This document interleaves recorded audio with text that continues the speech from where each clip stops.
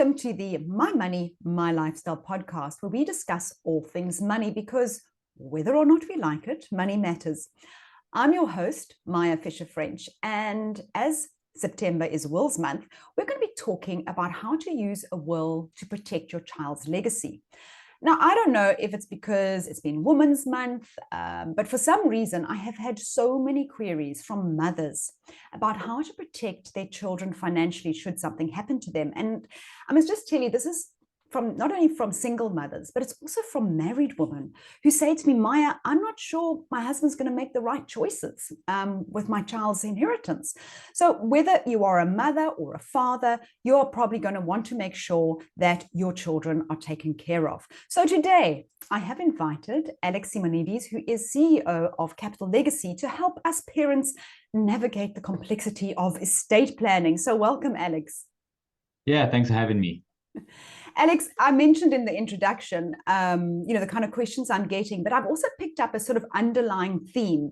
And that is that, people say to me, they say, Maya, if I pass away, I'm worried that my husband or my wife will remarry and my money will go to the new estate and it will land up in the hands of a new wife or new husband and not my children. Are you finding this as quite a key concern when people are writing up wills? It is always the question one of our consultants will get after having done a will consultation. It normally happens on the phone, on their way back, driving back from the house. Listen, we didn't talk about something, but I'm worried about this. And it's a real risk, Maya. It's a real risk. But like everything, there is a solution. How we always advise it is to say, well, use this fabulous thing that you can do in terms of your will called a testamentary trust. And we call it a widow's trust. Put the money in there, into this trust, where you appoint trustees, and your spouse that you leave behind can draw on the income. The capital that remains can then go over to your kids or maybe a family relative that you specify now. This is the cleanest solution to the particular problem, because it can actually happen that, I leave everything to my spouse, I pass away, she remarries, and the money then gets all mixed up and washed. There are clauses in a will that will say, whatever you inherit can't form part of any new marital contract, which is great. But I think we all know the reality. People come together, they buy a house together, the money is gonna come through. So I'd rather go one level up if that is a real concern for you and say, well, let's create this thing called a widow's trust, which is a form of a testamentary trust, and you can do it for free in your will. And just to clarify, Alex, that is only for minor children. You can't do it for adult children. That would be a different, different type of trust. A testamentary trust can be used for any type of person. You can use a testamentary trust for children and put a termination age on it, say 23 or 21 or 18 or 25, and we call that a children's trust. You can use the testamentary trust to create a spouse's trust or widow's trust, which is what I just explained. You can use them to look after young adults or children with special needs, or even maybe a father or a mother who've got a gambling problem, but you need to look after them.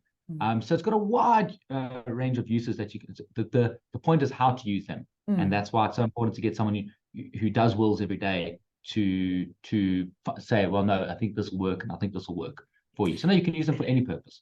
And I think it's also useful to understand the tax implications of bequeathing your assets into a testamentary trust, because maybe just unpack a little bit the abatement that you have. So there's a certain amount that you can, let's put it this way, the amount that you can leave to a beneficiary before you pay estate duty. Because I think that's one thing people don't realize, the amount of tax that hits you, or your estate when you die. Very expensive to die. That's all I can tell you. Well, I think what we must do, because everyone's very scared of estate duty, and rightfully so, it's real. But actually what we see as the biggest taxes that get paid are two other forms of taxes. The first is still a wealth tax, which is your capital gains tax at death. So remember, the Revenue Service deems you to have sold everything when you pass away. And that happens at Rand zero. It doesn't have this abatements of 3.5 million or 7 million if you're using your spouse's. And the second is after you've inherited. The taxation that occurs on the interest income that's earned on the assets. Always, and in a world where you're playing between 5 and 7 and 8, okay, maybe now a little bit higher, 8%, and then you're going to get whacked 40%. People don't take that into account. They do it in their financial needs analysis, but when you really are paying that that interest that person needs to live off of, that money really hurts. So yeah, there is absolutely the inheritance tax, but how these trusts work, particularly if you are leaving it still to spouses, it still preserves it as if it's going to the spouse, so that everything is tax-free. I mean, I'm not using the technically correct phrase, but you can say it's tax-free. But anything that's going to go to kids, you know, at a technical level, you've got up to 3.5 million before estate duty bites.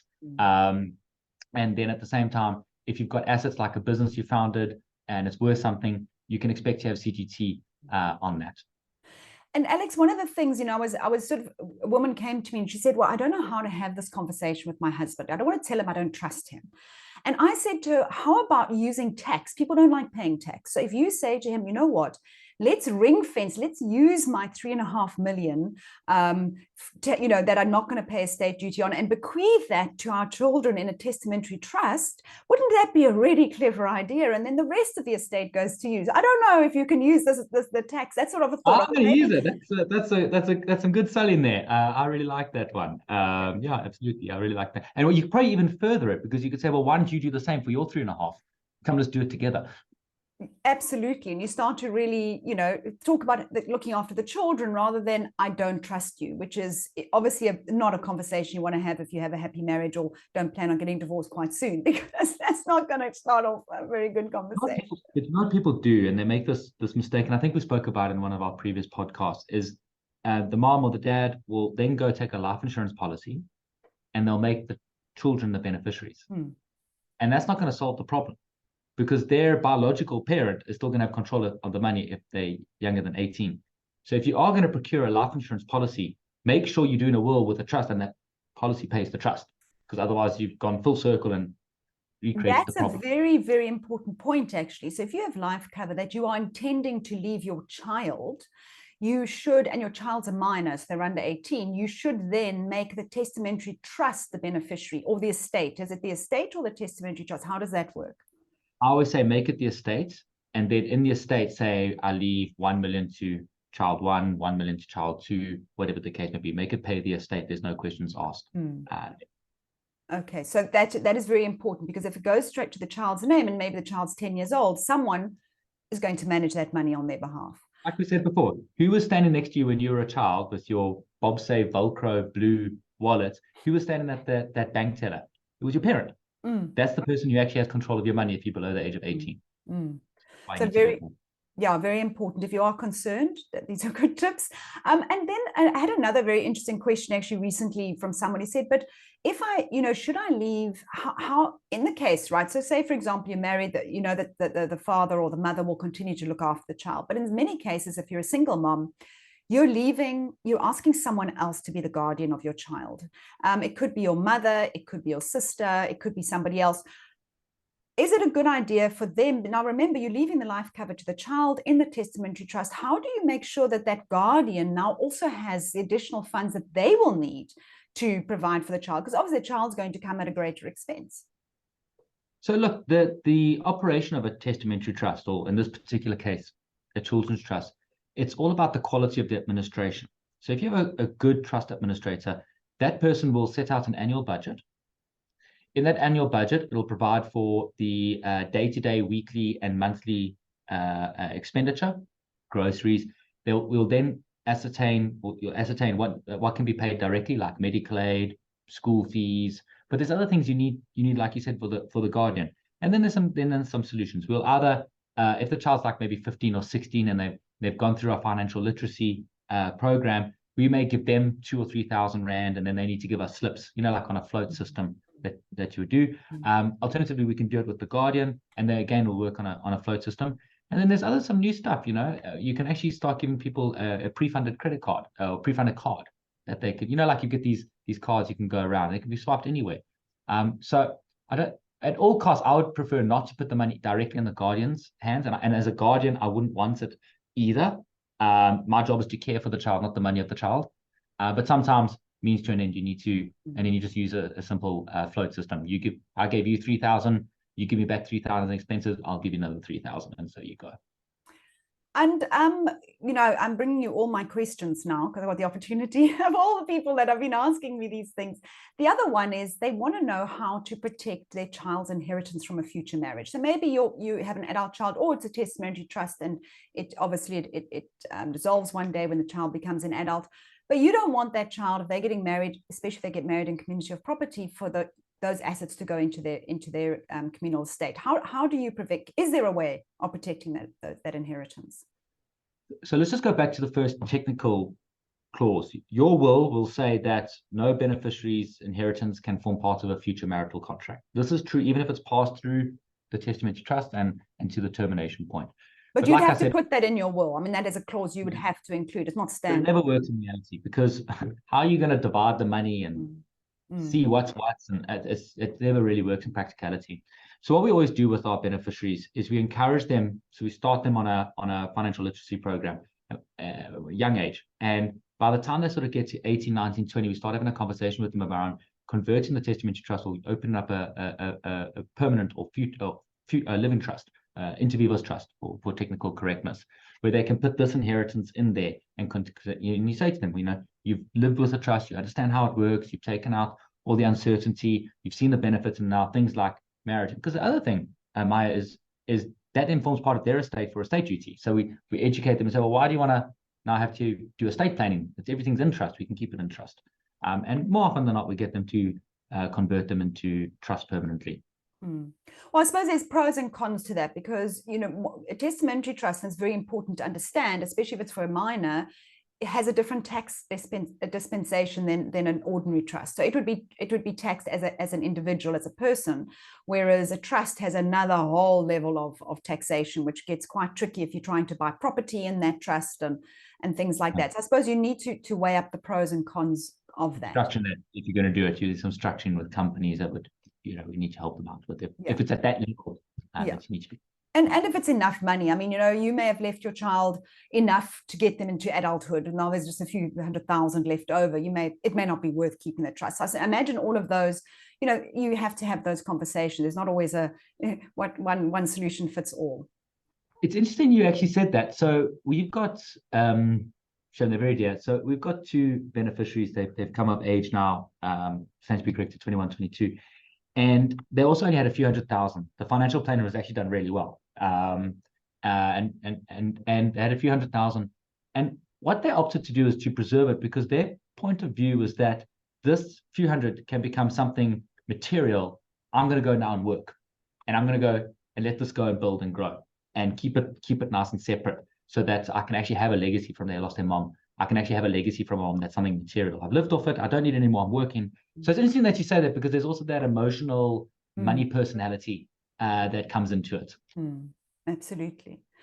And another really big one that comes with children leaving legacy to your children is property. And we see a lot of people saying, parents saying, well, I want my child to have the family home. Oh, you've got to be careful.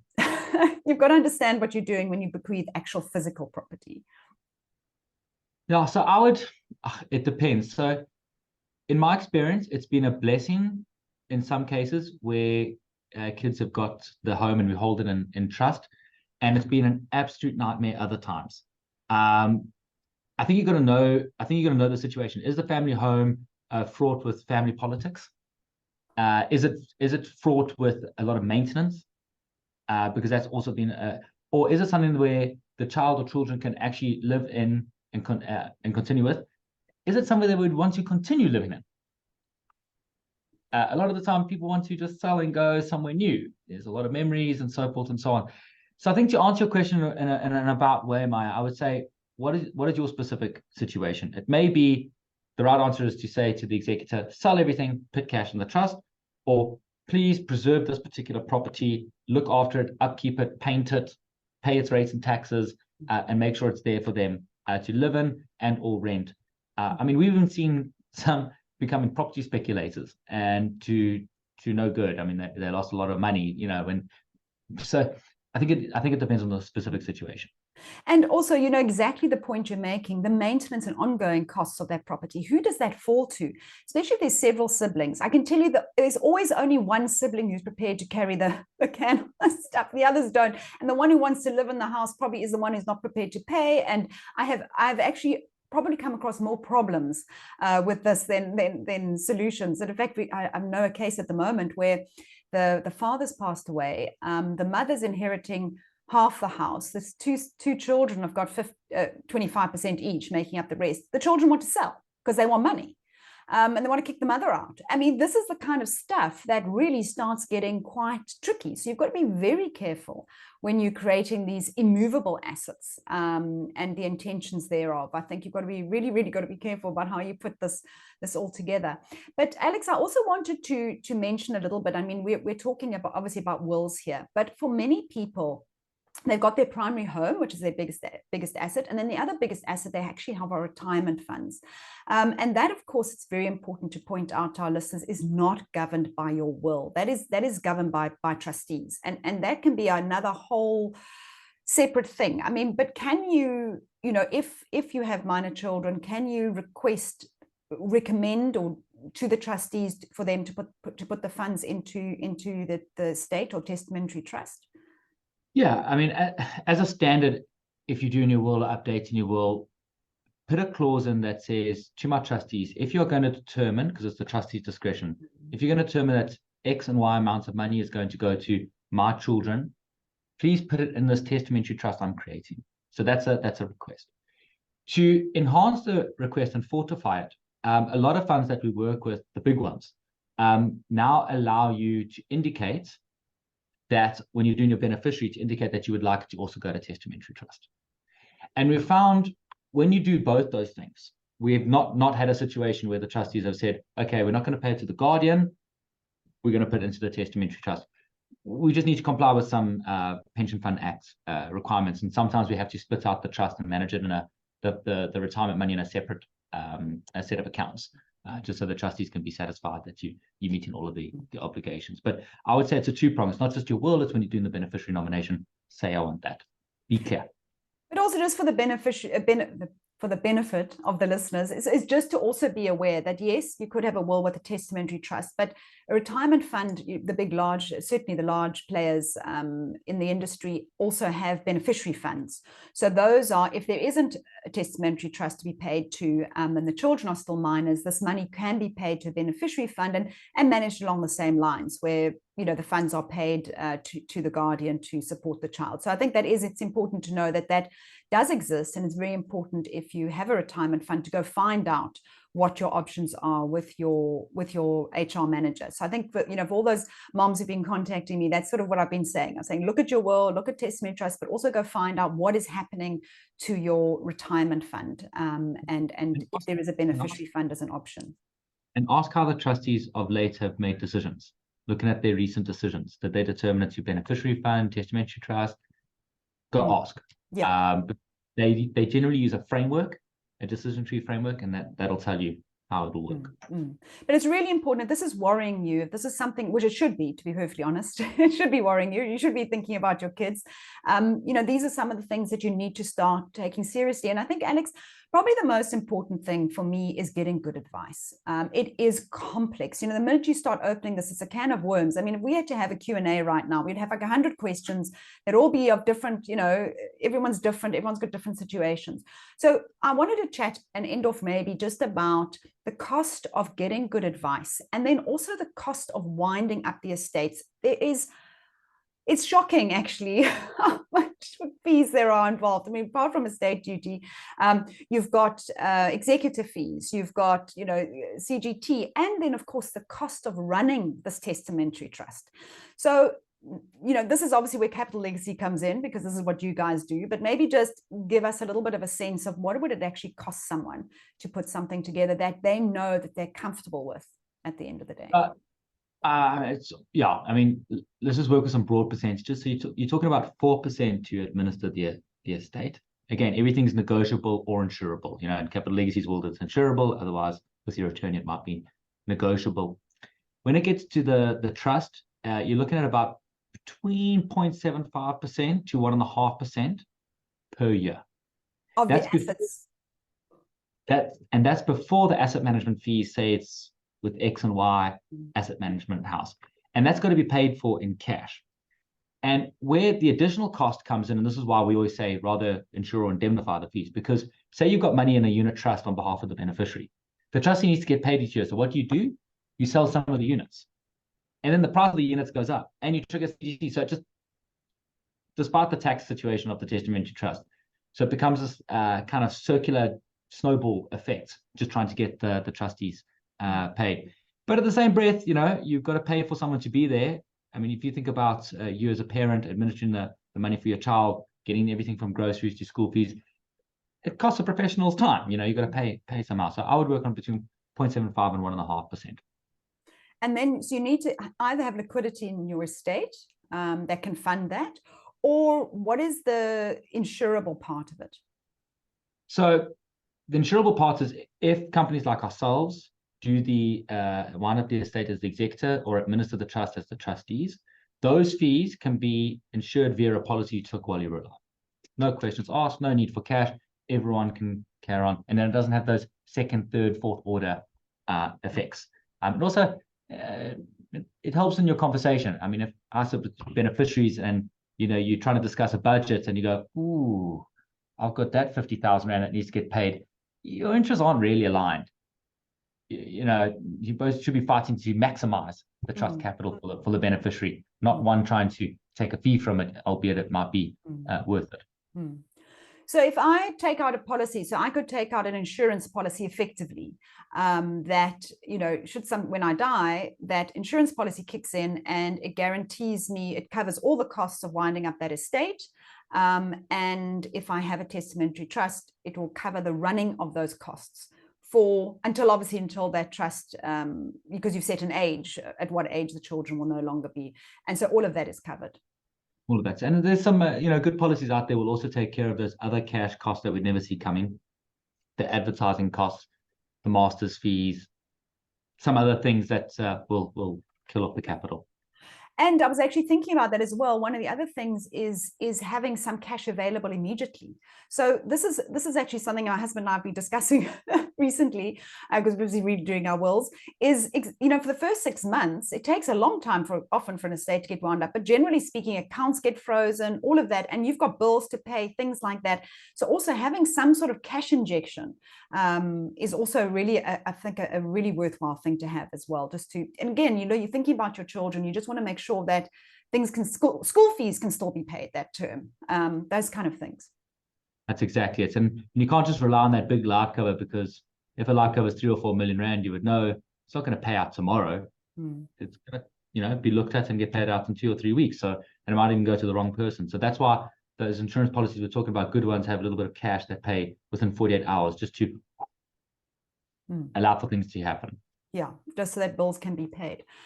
But Alex, I think that's been very, very useful. And I was sort of, when you were talking, I was thinking about like what I wanted to kind of leave with listeners. And for me, it really is, and this is how I approach it. I approach it as a what if, how do I want my family to look if something happens to me?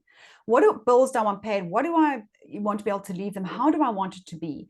And I think then you sit down with an expert and you say, this is what I want it to look like. And I think that would be a really, really good starting point. Just have an idea of what you want to leave and who you want to leave it to. I want my family to, like exactly that. I want my family's bills to be paid the day if something happens to me. They don't have to suddenly worry about things, all of those things. And I think that's a really good starting point. Then sit down with someone who's an expert to make sure that it happens. I think you've hit the nail on the head. That's exactly it. Well, great. Thanks you very much, Alex. And I hope to touch base with you again soon. Thanks, Maya.